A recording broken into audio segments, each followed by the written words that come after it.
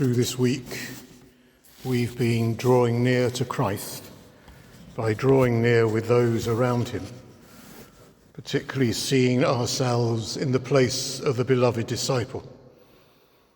For one of the themes of John's Gospel is this unnamed individual who is close to Christ throughout his journey.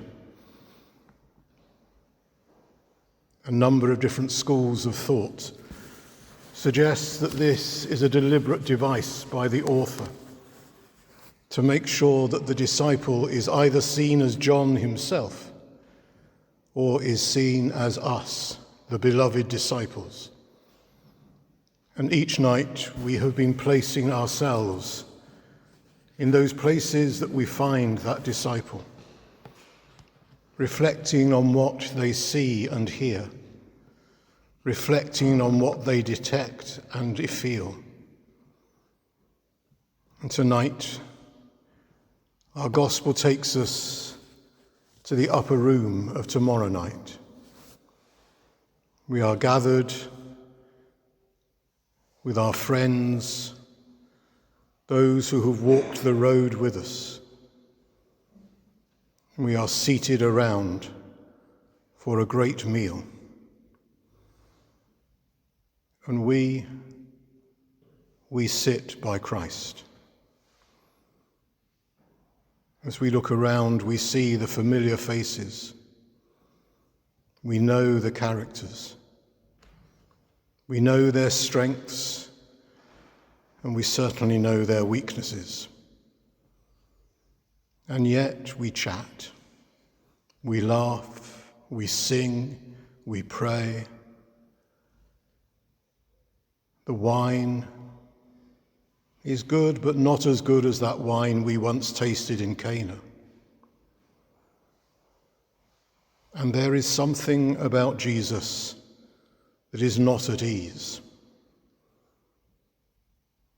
When we looked at him last night, we knew that he was troubled by something. There is something unsettling him, something disturbing him. He is not at one with himself and the world. And it's the same as the meal comes towards its end.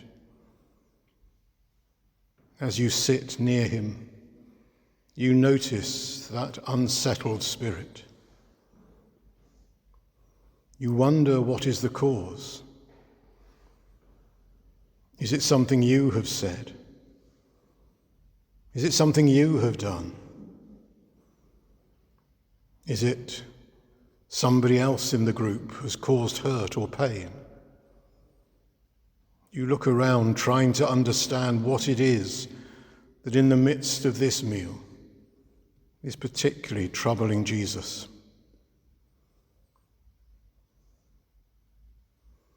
And he speaks, and suddenly you discover what it is that is unsettling him. Very truly, I tell you, one of you will betray me. Why would anyone betray him? Why would anyone gathered round this table betray him? We have walked with him. We have watched and listened to his words. We have glimpsed who he truly is. Why? Why would we want to betray him? Everyone is beginning to look at one another. Everyone questioning, is it you? Is it you? What have you done?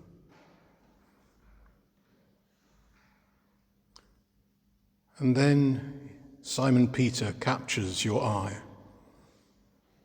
Simon Peter, the leader of the gang. Simon Peter, the one who is the most ardent in professing his commitment to Christ, just catches your eye and indicates to you that it is you who must ask the question. It is you that have to ask Christ Who is it that is betraying you?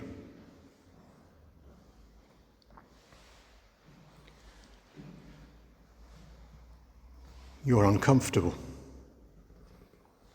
You don't know how to phrase it.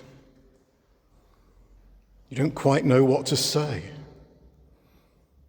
But you know the question has to be asked. Lord, who is it?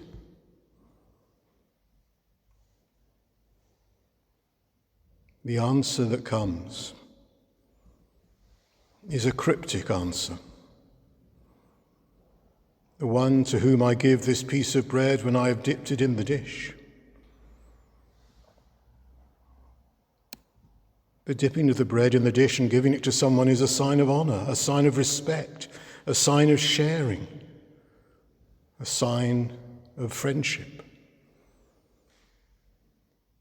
How can this be used? And yet, you watch closely as he dips the piece of bread and then moves towards Judas. Judas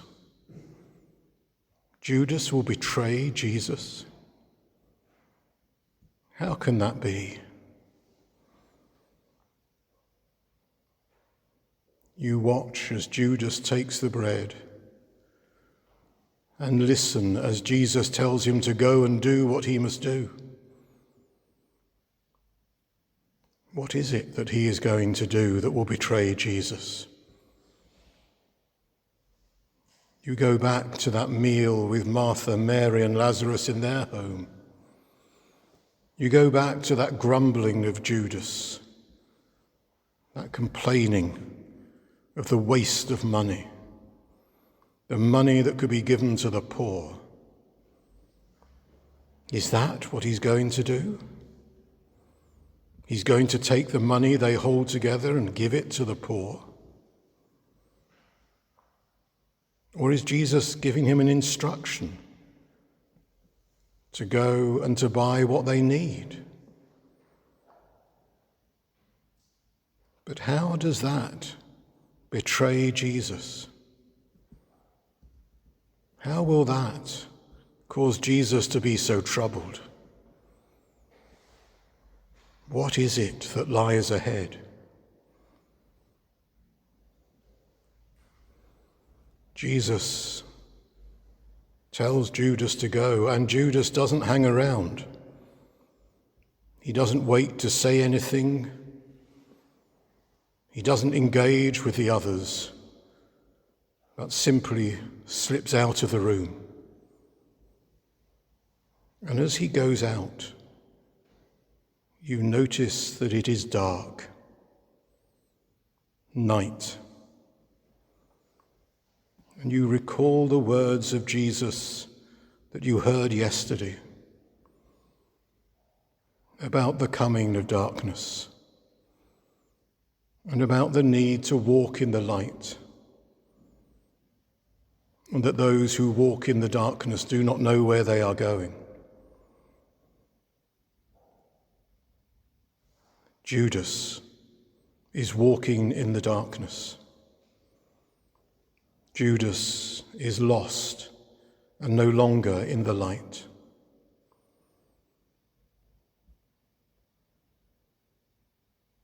Then Jesus repeats words that you've also heard, the words of the voice from the clouds, the voice that was thunder, the voice that some heard and others didn't. The Father saying that this is my Son who is to be glorified. And Jesus echoes those words. How will he be glorified?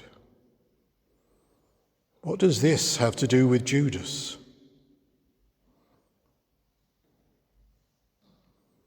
You ponder and you reflect. You ponder how God works through the most often uncertain situations. You ponder how even when things are lost, there God is at work. You ponder how you must walk in the light, how you must seek to always be in that light, so that you may be with Christ. You will not be one who betrays.